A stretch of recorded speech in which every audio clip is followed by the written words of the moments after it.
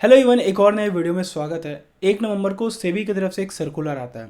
बहुत बड़ा सर्कुलर था जिसमें कुछ फ्यूचर एंड ऑप्शंस के बारे में चेंजेस किया गया है।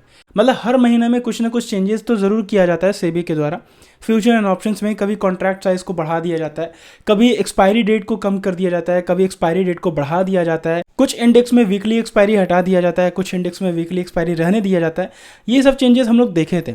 बट अभी 1 नवंबर को एक सर्कुलर आता है जिसमें कुछ और बदलाव किया गया फ्यूचर एंड ऑप्शंस में। तो वो क्या क्या चेंजेस किया गया और क्या ये चेंजेस कंपलसरी था, तो वो कुछ डाटा भी पब्लिश किया है सेबी के द्वारा।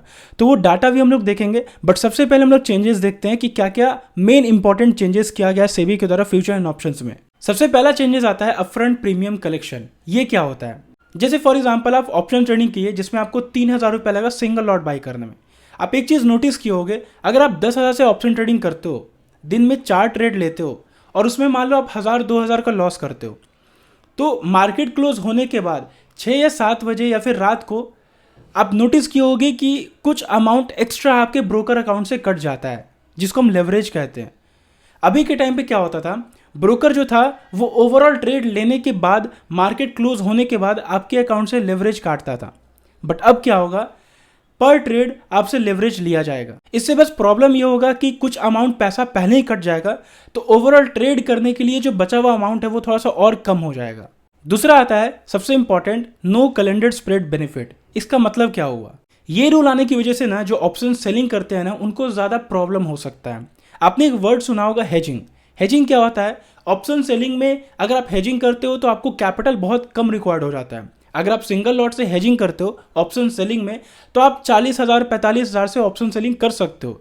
लेकिन बिना हेजिंग के अगर आप ऑप्शन सेलिंग करने गए तो आपको 1 से 1.5 लाख रुपए मिनिमम लगेगा सिंगल लॉट ट्रेड करने के लिए। तो हेजिंग होता क्या है? मान लो आप कॉल ऑप्शंस को अभी बाई किए हो और आपको कॉल ऑप्शंस को सेल भी करना है, लेकिन आप दोनों का एक्सपायरी डेट अलग अलग सेलेक्ट किए। मान लो आप 5 नवंबर का कॉल ऑप्शन बाई कर लिए और 10 नवंबर का कॉल ऑप्शन सेल कर लिए, तो दोनों का डेट अलग अलग है, तो दोनों का पोजीशन भी अलग अलग शो होगा। ऐसा नहीं है कि यहाँ पे आपको मार्जिन मिल जाएगा, आपको हेजिंग का पोजीशन मिल जाएगा जिसकी वजह से आपको कैपिटल कम लगेगा।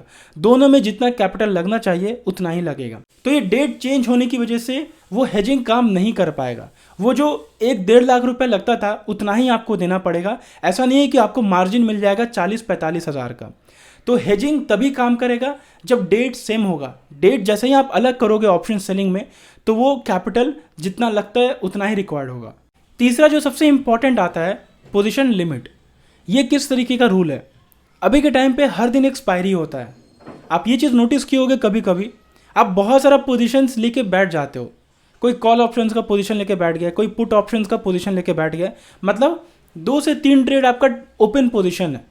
बहुत लोग को ये लगता है कि मैं कॉल ट्रेड को भी होल्ड करके बैठ जाऊं और पुट को भी होल्ड करके बैठ जाऊं और एक्सपेक्ट करते हैं कि मार्केट किसी भी डायरेक्शन में बड़ा मूव देगा तो प्रॉफिट तो होना ही है, तो उसी तरीके से मैं ट्रेडिंग भी करूंगा। तो इस तरीके का ट्रेडिंग करने के लिए आपको मार्जिन काफ़ी ज़्यादा रिक्वायर्ड होगा, आपको कैपिटल बहुत ज़्यादा रिक्वायर्ड होगा। ये 3 मेन रूल था जिसमें ऑप्शन ट्रेडिंग में अभी कुछ रिसेंट चेंजेस हुआ है। बट इससे पहले कुछ और भी चेंजेस हुआ था, जैसे कॉन्ट्रैक्ट साइज में चेंजेस हो जाना।